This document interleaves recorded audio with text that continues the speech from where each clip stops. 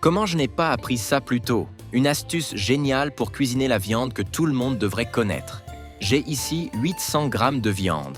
Je vais la couper en lanières, puis transformer ces lanières en petits morceaux. Tu vas adorer le résultat. J'ai tout bien détaillé pour te faciliter la tâche quand tu vas le faire. Regarde un peu, les découpes vont être comme ça, c'est parfait. Je vais poser 6 verres ici sur la table. Ensuite, je peux déjà mettre les morceaux de viande dans les verres. Tu peux les répartir de façon égale. N'oublie pas que ces astuces exclusives, tu ne les trouves qu'ici, avec moi. Si tu aimes les recettes comme celle-ci, garde un œil sur les prochaines. Je vais ajouter de l'huile d'olive dans cette poêle. Je vais mettre les morceaux de viande ici. Tu peux mélanger jusqu'à ce que la couleur commence à changer. Je l'ai faite hier pour mes amis. Ils ont tellement aimé qu'ils m'ont demandé de venir vous l'expliquer.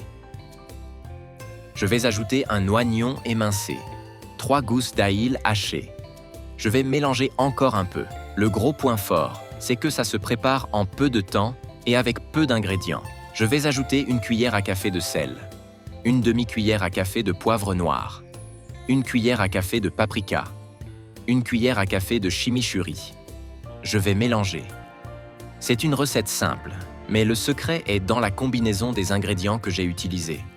Si toi aussi tu doses bien les ingrédients, je suis sûr que ça va être parfait, exactement comme le mien. J'ai fait cuire 4 pommes de terre coupées en dés, je vais les mettre dans ce saladier et bien les écraser. Et avant que j'oublie, dis-moi depuis quelle ville tu nous regardes pour que je puisse t'envoyer une petite dédicace. La dédicace d'aujourd'hui va à Lucas Morel, de Lyon. Ça me fait vraiment plaisir de savoir que nos recettes te plaisent. Je suis sûr que toi et toute ta famille allez aimer aussi. Je vais ajouter une cuillère à soupe de beurre. Ensuite, une tasse de crème fraîche.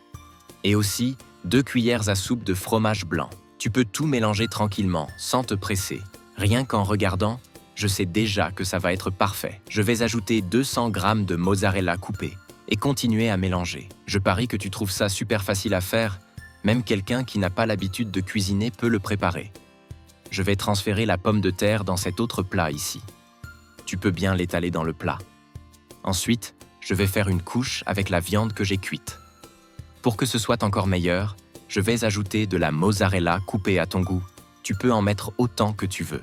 J'adore préparer des recettes avec de la mozzarella. Je vais mettre au four à 180 degrés pendant 40 minutes. Maintenant, il ne reste plus qu'à couper et servir dans une assiette. C'est la recette parfaite quand tu veux quelque chose de rapide et délicieux. Il n'y a pas de secret. Il suffit de suivre le pas à pas. La texture fondante, c'est vraiment ce qui fait la différence. Regarde comme c'est parfait. Maintenant, il ne reste plus qu'à appeler toute la famille pour goûter.